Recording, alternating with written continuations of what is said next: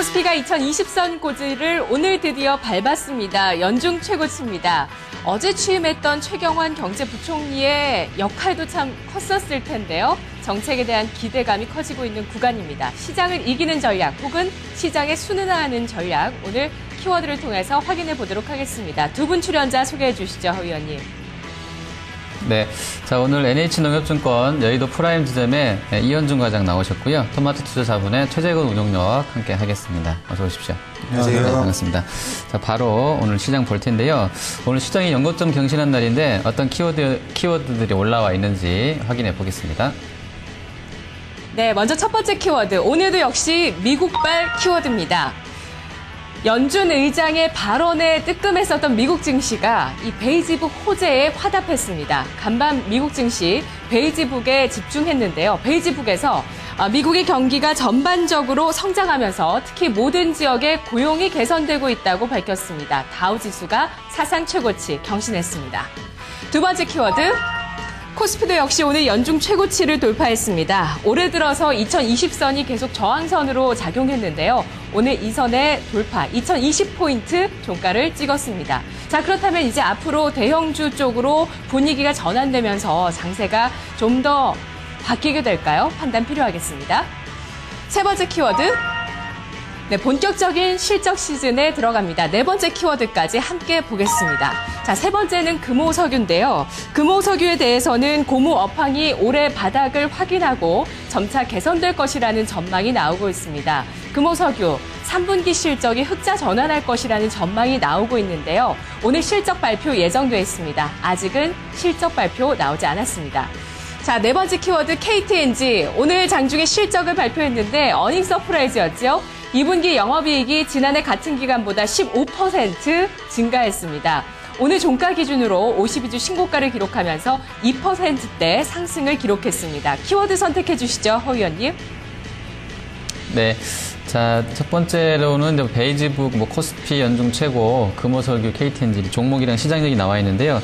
우리 제작진은 코스피 연중 최고치 골라주셨네요. 제작진이 주신 키워드 한번 보겠습니다. 오늘 연고점 나왔는데요. 먼저 과장님 연고점 돌파 동력, 원동력은 뭐라고 보세요? 늦게 들어왔는데 이렇게 기습적으로 또 저한테 질문을 하지. 네. 연고점 돌파 원동력 뭐니 해도 유동성 아니겠습니까? 네. 사실 오늘 네. 장중에 또 악재가 있었거든요. 장중에 어떤 악재 있었나요?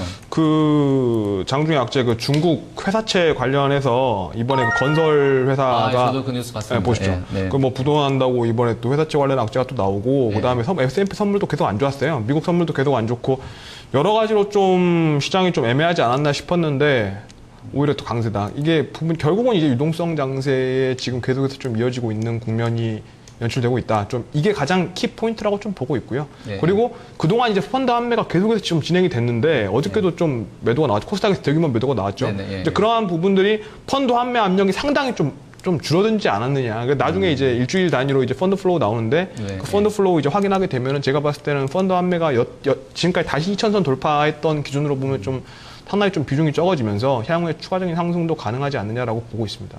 네, 운영위원님 생각이 어떠세요?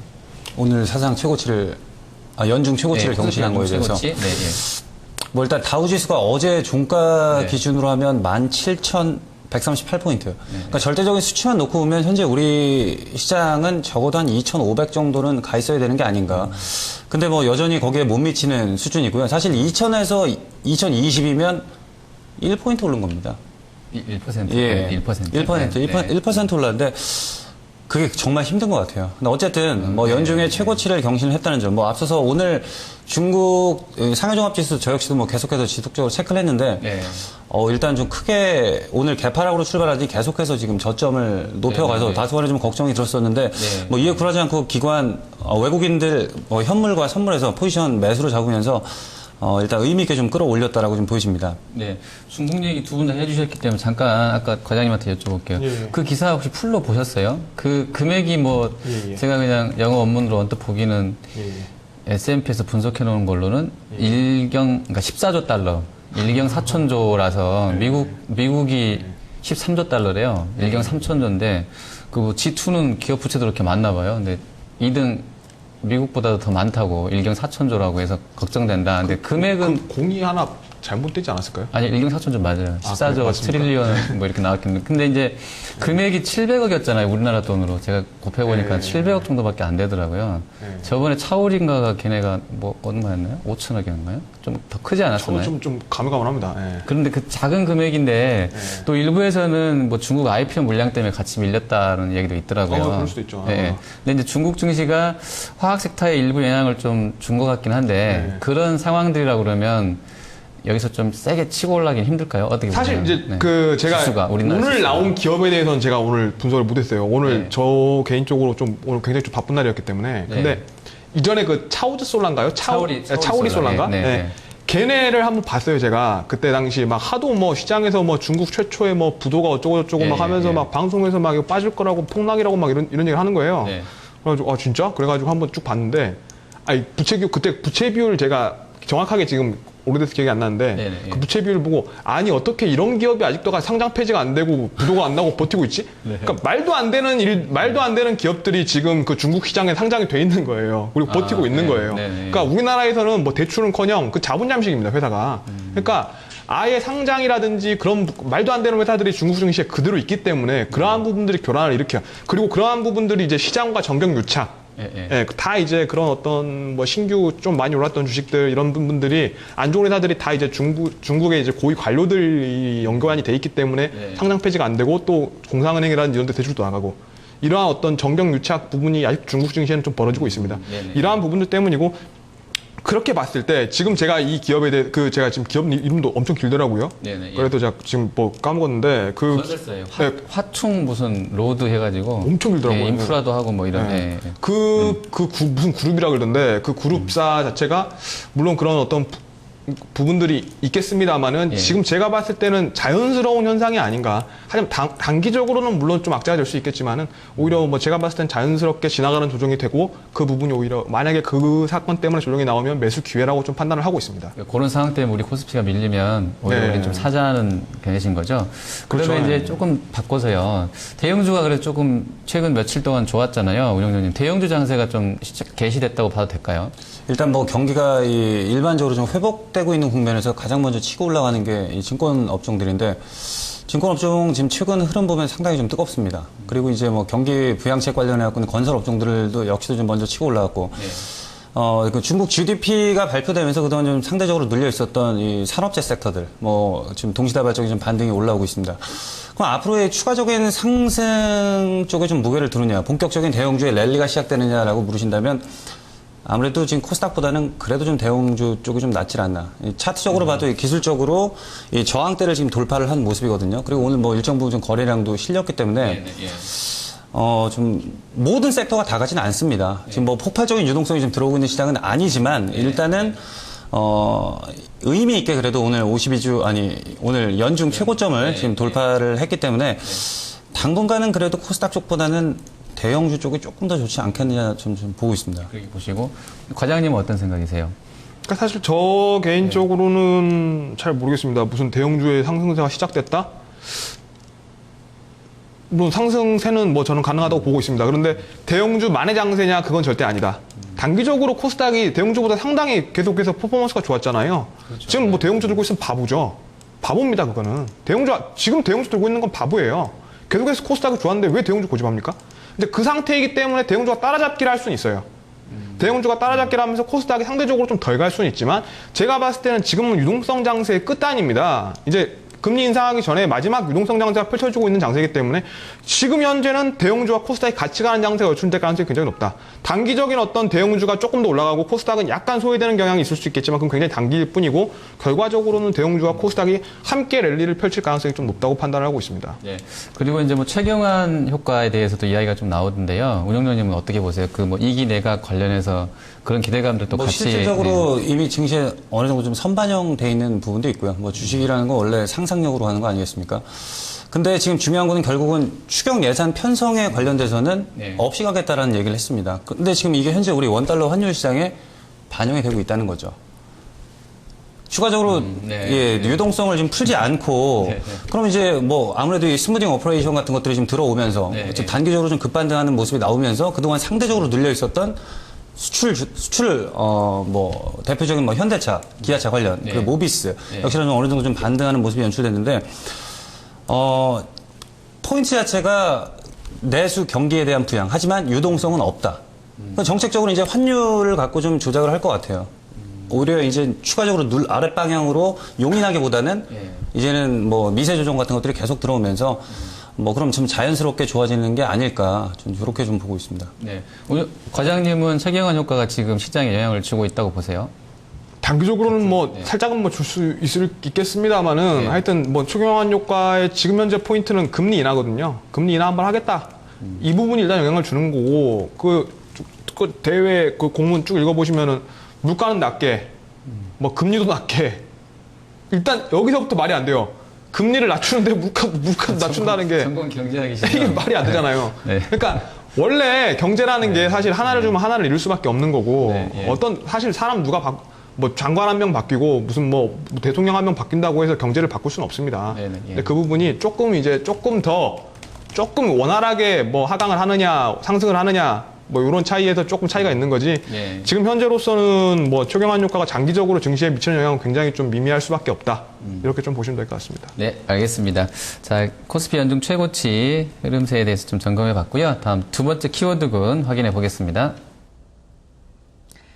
네, 다음 키워드 다섯 번째 키워드입니다. 반격의 조선.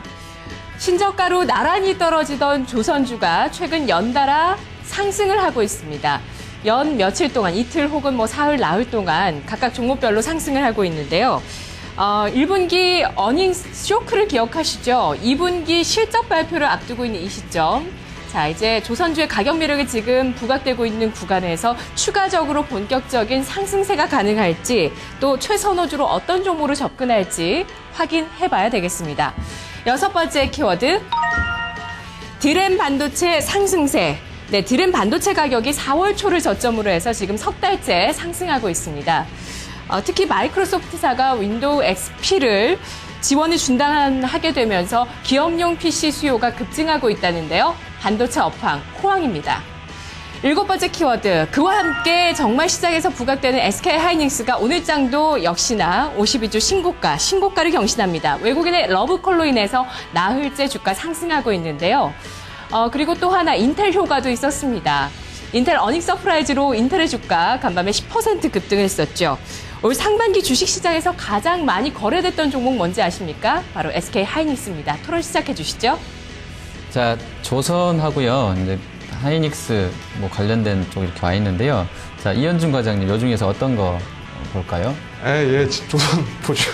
조선주요? 네, 조선주 봐야 될 것 같습니다. 조선주가 최근 한 3거래일 정도 이제 바닥에서 좀 반등이 나왔잖아요. 3, 그렇죠. 4거래일 정도. 보자고 하신 이유가 있겠는데 지금 뭐 수주 상황이나 실적 이런 거 보면 좀 별로잖아요. 왜 오른다고 보세요? 뭐 그러니까 보자고 하신 이유까지 해서 같이 좀 설명해 주시죠. 그림 보시면서 바로 설명드릴게요. 그림 준비해 오셨어요, 오늘? 네, 오늘 진짜 차트 띄워주시면서 같이 보겠습니다, 그러면. 그림 보여주세요. 네. 이게 설막 발주량인데 보시면은 이제 옛날에 저 발주량이 파란색입니다. 파란색이 엄청나게 발주를 하잖아요. 근데 건조돼서 이제 인도하는 건 얼마 안 돼요. 그러니까 주가가 쭉 가는 겁니다. 근데 저기 보시면 이제 2009년 주가 피크 찍죠. 근데 그때 발주량이 갑자기 급감합니다. 서프라임 때 주가 급나겠죠, 그때는. 발주량이 급감합니다. 근데 이제 이게 조선이 한번 배를 인도하면 3년 정도 건조를 해요. 그 시차가 있기 때문에 그 부분이 지금 반영이 되면서 주가가 빠져 있는 거예요. 자, 일단 주가가 빠지는 건 자연스러운 현상이다. 자, 두 번째 그림 보겠습니다. 자, 두 번째 그림. 수주잔고하고 신조선가 지수추인데, 그러니까, 수주잔고가 저 밑에 이제 바로 돼 있는 거고, 신조선가가 이제 지금 이렇게 파란색 선인데, 신조선가가 이제 쭉 이제 올라가다가 이제 쭉 피크 찍고 지금은 최다에서 신조선가는 반등을 하고, 수주잔고는 지금 어찌됐든 간에 상당히 낮은 수준이죠. 가장 낮은 수준에서 주가가 당연히 빠진 겁니다. 그러한 부분들이 있는데 지금 반등을 완만하게 하고 있어요. 전반적인 어떤 신조선가와 세계 수주잔고는 반등을 하고 있습니다. 그런데 저 수주잔고에 뭐뭐 들어가 있나요? 다 들어가 있나요? 상선만 들어가 있죠? 상선. 클락슨 신조선. 클락슨 신조선가입니까, 저거? 네, 클락슨에서 자료가 나왔으니까. 근데 이제 신조선가도 여러 가지가 있기 때문에 그죠? 그 부분에 대해서는 이제 제가 따로 조사를 안 했습니다. 그러니까 지금 나와 있는 상태에서 어차피 상선 성과가 전반적인 어떤 조선 시황을 반영을 하기 때문에 뭐 드류십이라든지 말씀하시는 뭐 그 이후의 배들은 네. 사실 미치는 영향이 적습니다. 상선에 비해서. 이제 그렇게 봤을 때 지금 바닥권에 있는 건 맞다. 주가 빠져야 되는 것도 맞다. 그런데 지금 반등을 하는데 왜 주가가 안 오르냐 이 말씀이시잖아요. 그거는 이제 전 세계적인 아니, 어떤 제가 그렇게 안 물어봤는데요. 반등을 하는데 주가가 안 오르냐가 아니라 예. 그 실적이랑 수주가 별로 안 예. 좋은데 최근에 예. 단기간에 반등이 나왔는데 그러니까 신조선가가 네, 오르고 있는데 왜 실적은 계속 안 좋냐 이렇게 생각하실 수도 있는 거죠. 질문을 네, 역으로 네, 하면 예, 네. 이제 그 부분은 3년 차 그게 반영이 되기 때문에 그러니까 2009년 이후 이제 2010년, 11년도 계속해서 수주를 저가에 받았기 때문에 네, 네. 그 부분들이 실적이 안 좋은 겁니다. 당연한 거예요. 네. 그리고 다음 그림 한번 볼게요. 다음 그림 보시면 이제 4사 영업이하고 성과지 수출이 지금 보시면은 지금 성과가 이제 이렇게 성과는 완만하게 움직이는 반면에 영업이익은 굉장히 급하게 움직이는 걸 보시고 있는데 또 이게 또 선행입니다. 성과가 선행을 해요. 주가에 대해서. 근데 지금 영업이익은 굉장히 급락했지만 향후에 지금 이 갭이 굉장히 좀 벌어졌지 않습니까? 이 갭 부분을 충분히 메꾸고 올라갈 수 있는 시점이다. 그러니까 지금 우리가 이렇게 생각하셔야 돼요. 단순히 이제 그 건설업종이라든지 조선업종이 특히 이런 거 이제 수주 산업을 보실 때는 전반적인 업황을 보게 되고 장기적인 어떤 관점에서 투자를 하셔야 되는데 지금 우리가 너무 단기적인 어떤 실적에 좀 저희가 집중을 하게 되면서 물론 이제 전 세계적인 어떤 증설도 영향이 있습니다. 중국 쪽이 지금 이제 세계 1위로 올라섰죠. 근데 물론 이제 기술력은 안 됩니다, 우리한테. 근데 발주량 기준으로 세계 1위로 올라섰기 때문에 그런 어떤 증설 부분도 영향은 있지만 지금 이 부분이 지금 이 정도의 영업이익과 성과지 수출은 굉장히 좀 과도하게 하락을 했는데 그 부분은 전 세계적인 어떤 증설 대비해서도 지금 굉장히 좀 많이 빠졌다. 그리고 다음 그림 한번 볼게요. 순이익 컨센서스 변경 추이입니다. 컨센서스에 대한 어떤 신뢰 문제도 또 있는 겁니다. 순이익에 대한 추정이 계속 바뀌어요. 계속 낮아지고 낮아지다 보니까는 주가라는 게 결국은 이익을 반영하는 건데 이게 보시게 되면은 지금 뭐 거의 지금 최근 한 뭐 4개월 사이에 영업이익 순이익 컨센서스 변경 추이가 엄청납니다. 거의 한 뭐 40% 이상이 빠져버렸거든요. 이게 말이 되냐고요. 이게 지금 한 5개월 만에 지금 40% 이상의 순이익이 변경이 되는 게 말도 안 되는 사건이 벌어지는 거죠. 그만큼 어떤 신뢰도 문제가 있는 건데 그러한 부분들이 다 깨지면서 오히려 조선주를 장기적으로 봤을 때는 매수할 기회가 오지 않았느냐.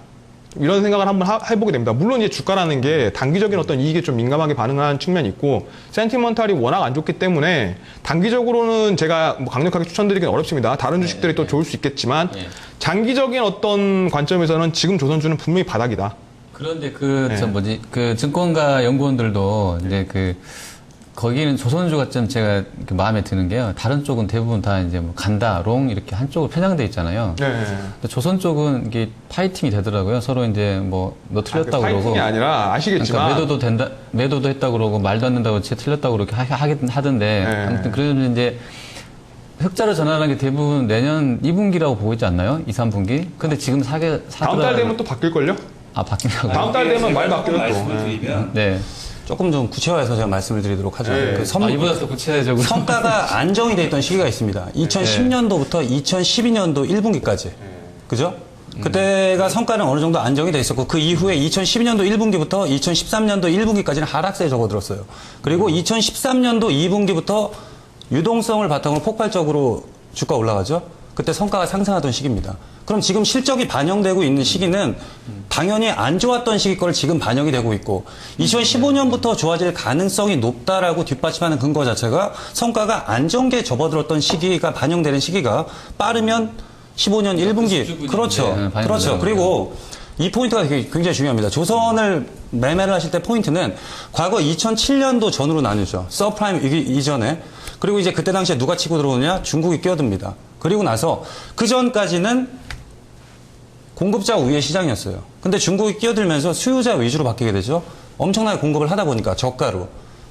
그러면서부터 이제 돈을 지급받는 방식이 틀리게 된다는 겁니다. 과거에는 공급자 우위 시절에 있었을 때는 스탠다드 방식이라고 해서 일정 부분을 나눠서 받죠. 그만큼 이제 유동성에 대한 리스크가 줄어드는 국면이었는데 공급자 우위 시장으로 가다 보니까 헤비테일로 지급을 받습니다. 그게 깨지다 보니까. 그렇죠. 공급적으로 깨지다 그렇죠. 보니까. 그러다 보니까 수요자 우위에 있으니까 뭐 쉽게 말씀드리면 야, 돈 나중에 줄게.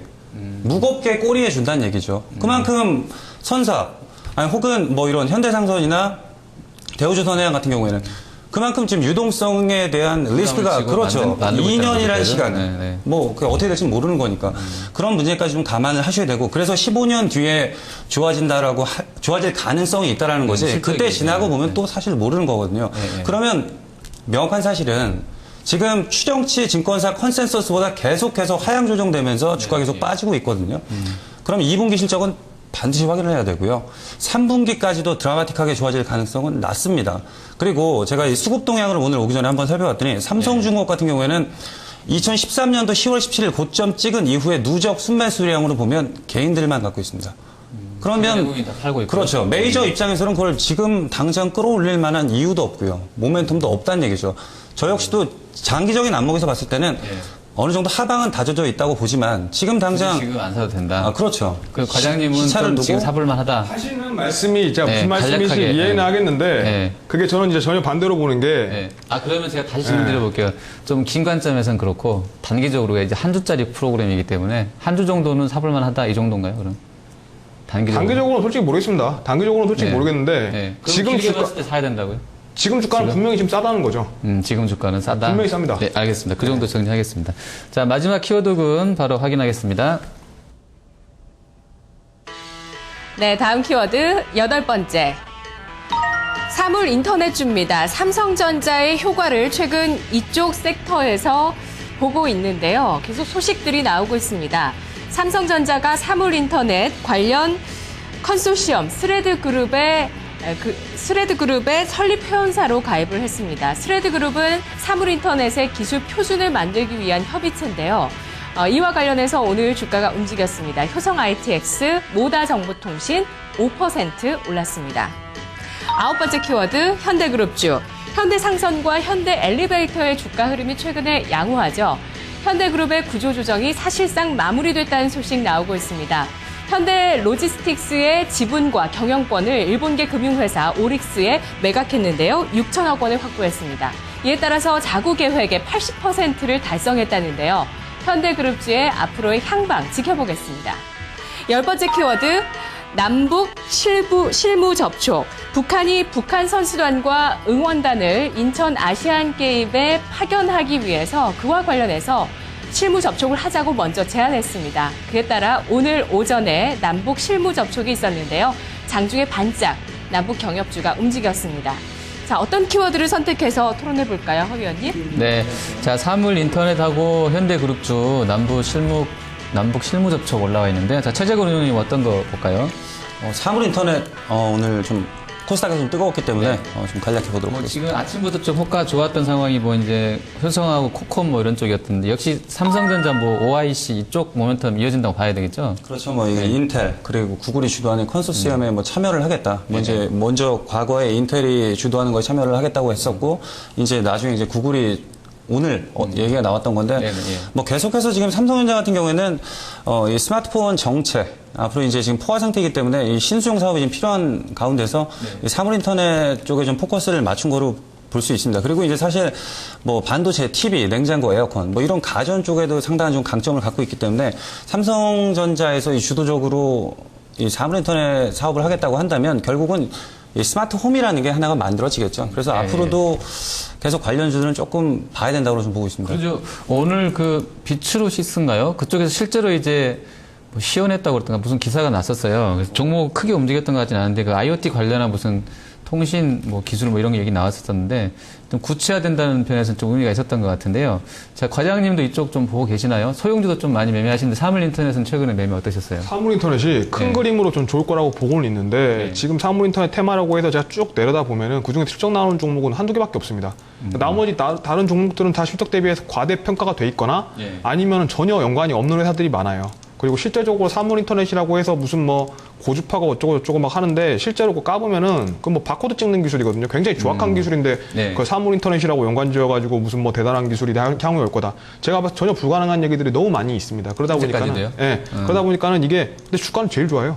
하여튼 그러면 제가 뭐 그냥 단계- 종목을 제가 안티는 아니니까 그러면 단기적으로 그냥 매매하는 정도로만 단기로 네. 대부분의 종목은 단기로 매매고 그 중에서 네. 핵심 종목 수혜군들은 어떤 게 정말 있다고 압축을 보세요? 해서 보셔야 돼요. 수혜군 혹시 갖고 계신 거 있으세요? 보고 계신 거? 저는 갖고 있는 건 하나도 없어요. 사물 인터넷 네. 관련은 갖고 있는 건 하나도 없는데 근데 수혜로 볼 수 있는 종목들도 지금 다 너무 많이 올랐어요, 실제로는. 그래서 좀 애매하다. 네, 그래서 좀 애매하. 혹시 운영용님은 네. 그럼 관심주 혹시 있으세요? 이 중에서는? 뭐 아무래도 이 효성 ITX 같은 경우에는 네. 뭐 시장에서 수급이 그를 뒷받침해주고 있고요. ITX? 예, 뭐 네. 이 효성 그룹 내에서도 공격적으로 좀 투자를 하겠다라고 밝히기도 했고요. 네, 알겠습니다. 효성 ITX 정도만 보고 계시고 어쨌든 테마성이기 때문에 좀 보자는 견해도 있고요. 좀 매매는 계속 될 것 같습니다. 네, 자 공략주 키워드요. 네, 자 키워드 제가 바로 여쭤볼게요. 지금 10가지 정도 봤는데 요 중에서 지금 보이죠? 지금 과장님 먼저 어떤 거 키워드 내일까지 유효하다고 보세요? 이현준 과장님? 저 키워드 골랐는데 저 기억이 안 나네. 저 그냥 키워드? 없이 가겠습니다. 그러면 최재곤 의원님은 저도 없이 가도록 하겠습니다. 혹시 가세요? 자, 두 분 다 없는 걸로. 자, 저는 사물 인터넷 좀 가보도록 하겠습니다. 워낙에 이제 가볍게 잘 움직이기 때문에 이 정도 하고요. 자, 내일장 공략주 들어갈 텐데, 먼저, 최재곤 운영님 먼저 여쭤볼게요. 공략주는. 어떤 거 갖고 오셨습니까? 내일 공략주는 KCC 건설을 가지고 왔습니다. 최근 건설주들의 흐름이 상당히 좋은데, 네. 아직 출발하지 않은 그런 종목입니다. 네. 뭐 몇 가지 이유가 있는데요. 사실 지난 4분기 때 큰 폭의 좀 영업 적자가 나왔는데 뭐 회계법인상 부실을 떨었다 이렇게 좀 말씀을 드리고요. 두 번째 포인트라고 본다면 최대 주주가 KCC입니다. 근데 제가 맞춘 포커스는 이 에버랜드 상장 이후에 지분 가치가 상승하는 걸 갖고 어디다 돈을 쓸까? 충분히 이쪽으로도 좀 매기가 쏠릴 수 있다라고 보고 있거든요. 그리고 이제 마지막으로는 올해 10월 달에 이 회사채, 건설사들의 이 회사채가 만기가 도래하는데, KC건설 같은 경우에는 유증을 통해서, 만기 자금을 마련해 놓은 상황이고요. 유증 물량이 상장이 됐습니다. 그래서 지금 바닥에서 지금 거래량이 폭증을 한 상태고, 앞으로 나올 부실이 많지 않을 것 같아요. 그래서 이제는 새롭게 출발하는 KC건설을 한번 보자. 매수가는 1,300원 제시해드리고요. 네. 목표가 15,000원, 손절가 9,500원 제시해드리도록 하겠습니다. 네. 그리고 제가 이제 이게 특집인데요. 미디어 플렉스. 네. 이제 오늘 좀 반등이 나오잖아요. 네네. 미디어 플렉스. 이게 이제 주간 기준으로 굉장히 많이 밀렸었어요. 혹시라도 이제 만약 이 방송을 보고 사셨던 분들을 위해서 리뷰 한번 부탁드려 볼게요. 이게 워낙에 지난주 화요일이었나요? 네. 월요일 날 시사회였죠? 네. 군도 시사회를 했습니다. 지난주 시사했었어요? 월요일 날. 이번 주가. 이번 주 월요일 날, 이번 주. VIP 이번 주. 시사회를 했었는데, 사실 영화라는 거를 우리 대중들이 사실상 좀 보라고 만든 거지, 그걸 항상 기자들이 가면, 뭐 소위, 디스를 많이 하죠. 뭐 예술성이, 그렇죠. 그 영화를 보고 나서 기자들 같은 경우에는, 제 개인적으로는 포커스를 연기자라는 하정우 쪽에 좀 맞췄었는데, 그 영화를 보고 나서 강동원만 보이더라. 하정우 뭐야, 뭐 이렇게 된 거예요? 네. 강동원을 위한 영화다. 그리고 조금 옛날에 김지훈 감독의 놈놈놈이랑 좀 오버랩 된다. 근데 사실 우리가 영화를 본 사람들은 없습니다. 기자들이 보고 온 것 뿐이죠. 네. 개봉은 다음 주 목요일 날 하게 되는데요. 네. 좀 과한 액션이 아닌가. 좀 과하게. 그러면 그것 때문에 월요일 날, 14일이 월요일이죠? 월화수. 그거 말고는 사실상 밀린 게 없고, 조금 더 구체적으로 말씀드리면, 투자를 한 영화입니다. 미디어 플렉스가 163억을 투자를 했고요. 163억. 적지 않은 금액인데요.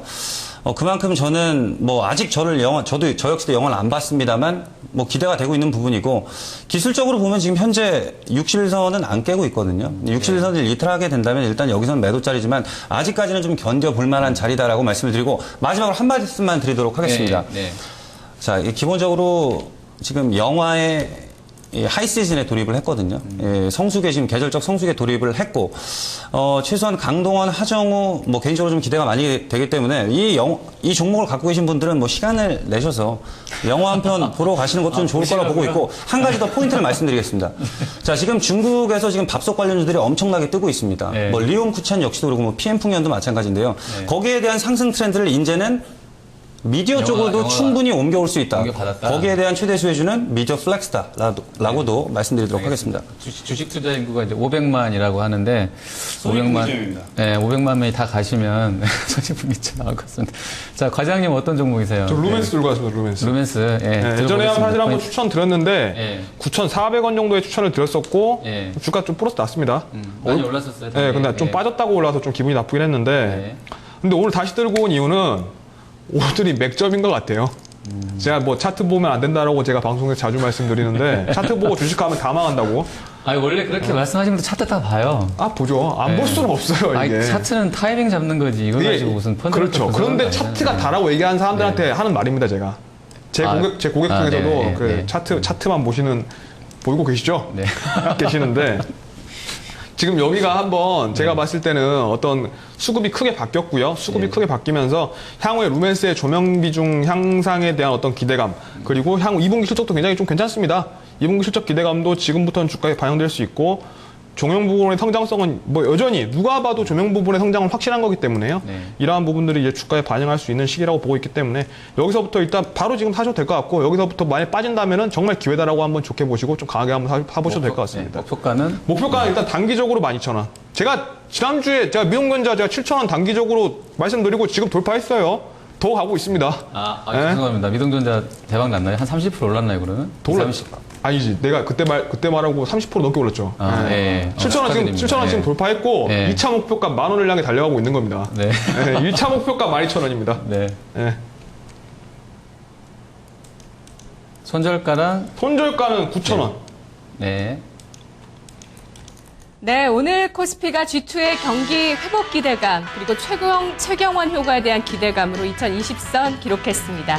그런데 내일자까지 가져갈 키워드 두 분 출연자는 주시지 않으셨네요. 허준식 해설위원은 사물인터넷입니다. 내일자의 공약주 최재권 운용력은 KCC건설 매수가 1,300원, 이현중 과장 루멘스 매수가 종가로 제시했습니다. 오늘장 탑10 함께 하셨습니다. 네, 일단 오늘 시장이 이제 돌파 갭 조금 이제 뭐 차트 보시는 분들 사이에 이견이 있을 수 있겠는데요. 연거점으로 어쨌든 돌파 갭 나오면서 경신한 것 같습니다. 신고가는 무조건 사라는 격언도 있는데요. 내일부터 급등세가 이어지기를 기대해 보겠습니다. 시청해주신 여러분 고맙습니다.